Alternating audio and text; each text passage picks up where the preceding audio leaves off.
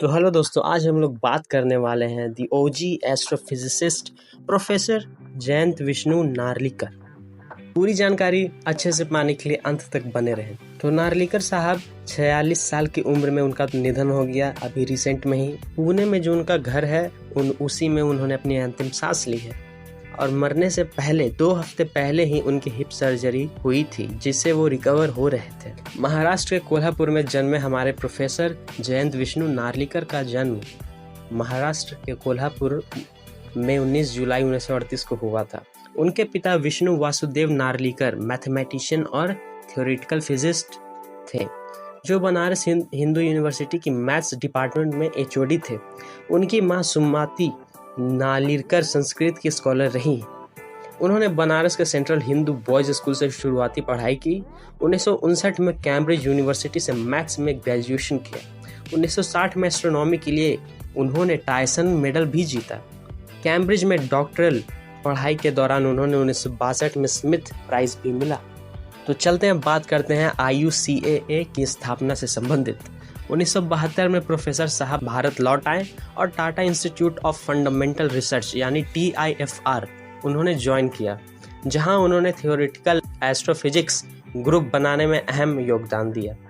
1988 में UGC यानी university grants commission ने उन्हें पुणे में IUCAA यानी कि inter university centre for astronomy and astrophysics की स्थापना करने के लिए बुलाया, जहां प्रोफेसर साहब ने इसे एक एस्ट्रोफिजिक्स और एस्ट्रोनॉमी के global research and teaching centre की तरह डेवलप किया।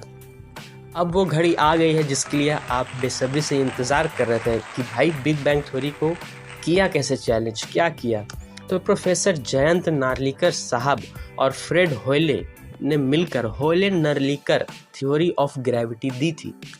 ये थ्योरी सीधे बिग बैंग थ्योरी को चैलेंज कर रही थी, क्योंकि इसमें कहा गया था कि यूनिवर्स की कोई शुरुआत और अंत नहीं है।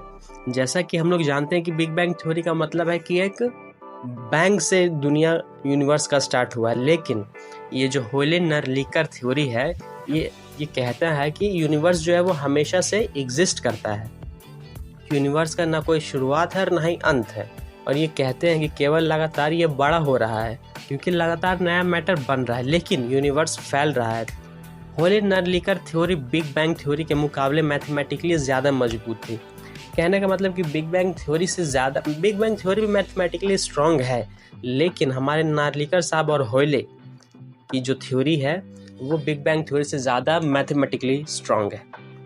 वहीं बिग बैंग थ्योरी कहती है कि करीब 14 बिलियन साल पहले हॉट डेंस पॉइंट से यूनिवर्स की शुरुआत हुई और तभी से यूनिवर्स फैल रहा है।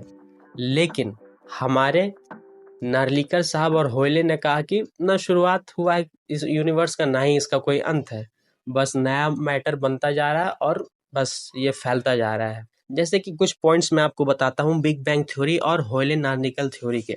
तो बिग बैंग थ्योरी कहता है कि यूनिवर्स की शुरुआत हुई है एक बिग बैंग से, लेकिन होयले और नार्लिकर की थ्योरी कहती है कि यूनिवर्स हमेशा से एग्जिस्ट करता रहा है। बिग बैंग थ्योरी ये भी कहती है कि हॉट ओरिजिन से फैल रहा है, लेकिन होयले-नार्लिकर थ्योरी कहती है कि नए मैटर के बनने से फैल रहा है। और मानने की बात आए तो बिग बैंग थ्योरी को अधिकतर लोग मानते हैं, लेकिन होयले-नार्लिकर को थ्योरी को बहुत कम लोग मानते हैं। लेकिन कम लोग मानते उसके बावजूद ये थ्योरी बिग बैंग थ्योरी से ज़्यादा मैथमेटिकली स्ट्रॉन्ग है। 2003 में रिटायर होने के बावजूद वो IUCAA के साथ एमेरिटस प्रोफेसर के तौर पर जुड़े रहे। इसके अलावा उन्होंने फिक्शन और नॉन फिक्शन की कई किताबें भी लिखी। अरे भाई, यह तो हमको मालूम ही नहीं था। किताबें मुझे काफ़ी इंटरेस्टिंग लगती है, तो आप भी इनका फिक्शनल और नॉन फिक्शनल बुक्स पढ़ सकते हैं। बाकी आज के लिए इतना ही। जय हिंद, जय भारत, और मिलते हैं अगली वीडियो में किसी नए इंटरेस्टिंग टॉपिक के साथ। धन्यवाद।